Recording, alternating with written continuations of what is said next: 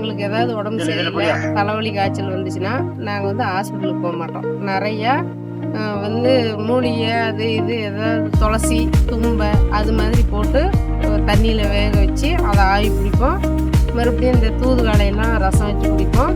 முருங்கைத்தலை juice நிறைய எடுத்துக்குவோம். அப்புறம் சிறுதானியங்கள் நிறைய சாப்பிடுவோம். என்னென்னா ஆரியம், கம்பு, தெனை, வரகு இதெல்லாம் சிறுதானியம். ஒரு நாளுக்கு உணவே அதுதான் அப்படிங்கிற மாதிரி எடுத்துக்குவோம். அப்படி இருக்கிறதுனால எங்களுக்கு நோய் நொடி அதிகமாக இல்லை. ரொம்ப எங்கேயும் ஆஸ்பத்திரிக்கு நாங்கள் போக மாட்டோம்.